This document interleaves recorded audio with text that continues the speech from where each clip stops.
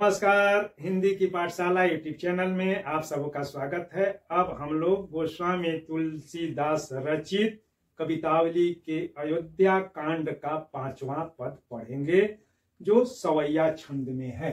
अजामिल से खलकोटि अपार नदी भव बूढ़त काढ़े, जो सुमिरे गिर मेरु शिलाकन होत अजाखुर बारिधि बाढ़े।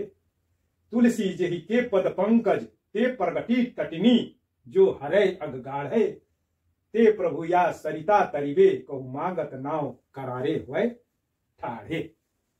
तो संदर्भ तुलसीदास जी के संबंध में कुछ संकेत सूत्र दिया हूं, उसमें से किसी का भी उल्लेख किया जा सकता है और कवितावली के अयोध्या कांड से लिया गया है। और प्रसंग कि राम अयोध्या छोड़ चुके हैं, अब जंगल में जाना है। बीच रास्ते में सरजू नदी है और नदी को पार करना है। तट के किनारे खड़े होकर वे नाव मांग रहे हैं, नाविक से वो नाव लाने को कह रहे हैं। इसी का वर्णन इसमें हुआ है। अब सरल शब्दार्थ और सरलार्थ, तो नाम यानी कि नाम यानी कि राम का नाम। अजामिल महाभारत का एक पात्र है जो दुष्ट पात्र हैं, यद्यपि वे तो जो है ब्राह्मण पात्र हैं, मगर अपने कुकृत्यों के कारण वे पापी हैं। खल यानी कि दुष्ट, कोटि का मतलब करोड़ों, अपार नदी यानी कि वह नदी जिसको पार नहीं पा सकते। कौन सी? भवसागर की नदी, जिसको पार नहीं किया जा सकता है, में बुड़ते हुए को काढ़ लेना। काढ़े माने काढ़ना। जो सुमिरे, सुमिरन यानी कि स्मरण करना। गिरी का मतलब पहाड़ और मेरु का मतलब सुमेरु पर्वत। शिलाकन, शिला का कण, शिला यानी कि चट्टान और कण माने जो है धूल। शिलाकन का अर्थ हो जाएगा, पूर्ण अर्थ होगा रेत, होत, रेत बन जाता है। अजाखुर यानी कि जो है बकरे का खूर। बारिधि माने समुद्र, सागर। बाढ़े माने बढ़ जाता है। तुलसी जहि के पद पंकज ते प्रगटी, पद पंकज यानी कि चरण कमल। प्रगटी यानी कि प्रगट हुई। तटिनी यानी कि जो है तटिनी, गंगा का जो है पर्यायवाची है, नदी है।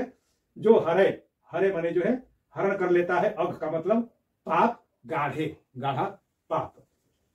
ते प्रभु या सरिता माने नदी। तरिवे यानी कि जो है तर जाता है, पार कर जाता है। कहु मांगते हैं। नाव करारे, करारे यानी कि जो है कगार पर, किनारे, तट पर, हुए होकर के, ठाढ़े यानी कि खड़े होकर के।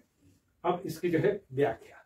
स्तुत अवतरण में तुलसीदास जी राम के नाम की और उनके प्रताप की महिमा बताते हुए कहते हैं कि जिस प्रभु राम के नाम का स्मरण करने मात्र से अजामिल जैसा पापी स्वर्ग और मृत्यु लोक के बीच की जो भयानक नदी है भवसागर, उस भवसागर को वह जो है पार कर जाता है।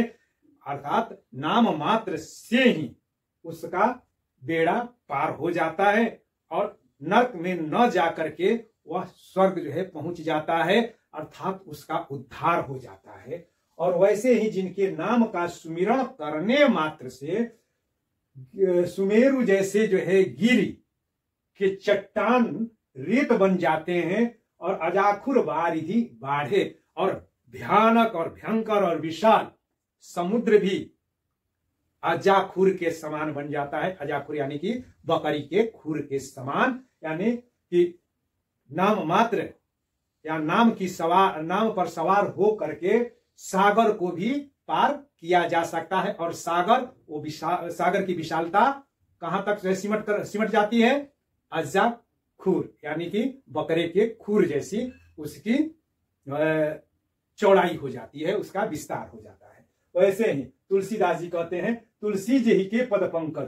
तुलसीदास जी कहते हैं कि जिसके पद पंकज यानी कि जिसके चरण कमलों से प्रगटी तटिनी यानी कि तटिनी यानी कि नदी यानी कि गंगा नदी जो है प्रकट हुई है। जो गंगा नदी हरे अघगाढ़े, जो पापियों के जो है पाप को का हरण कर लेती है। गंगा जैसी पवित्र नदी जिनके चरण कमलों के रज से, चरण धूलि से जो है प्रकट हुई हैं, जो करोड़ों लोगों के गंभीर और गहरे पाप को, अख माने पाप को क्या कर देती हैं, धो देती हैं, साफ कर देती हैं। वही प्रभु, वे प्रभु या सरिता, यहां पर सरिता यानी कि जो है नदी के तरीवे, नदी को पार करने के लिए कहूं मांगत नाव करारे हुए ठाड़े, नदी के तट पर खड़े होकर के नाविक से नाव लाने को कह रहे हैं या नाव मांग रहे हैं। अब इसका केंद्रीय भाव या भावार्थ क्या है कि प्रस्तुत पद में सूरदास जी, तुलसीदास जी राम के नाम की जो है महिमा का वर्णन करने के साथ साथ राम की नर लीला, यानी कि राम सिर्फ राम ईश्वर के रूप में यहां पर नहीं, वरन ईश्वर के अवतारी हैं जो नर लीला करने के लिए इस धरती पर अवतरित हुए हैं, उनकी प्रभुता का इसमें वर्णन हुआ है।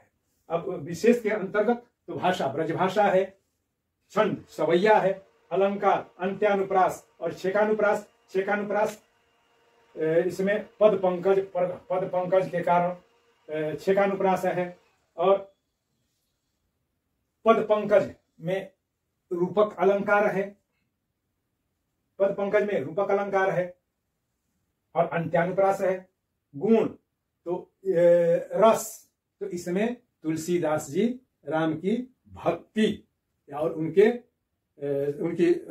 शक्ति के महत्व का इसमें वर्णन कर रहे हैं, उनके नाम का स्मरण, उनके प्रभाव का स्मरण कर रहे हैं। इसलिए इसमें शांत रस है, और जब शांत रस होता है तो उसमें गुण जो होता है माधुर्य, और बीती वैदर्भी और बिलती मथुरा होती है।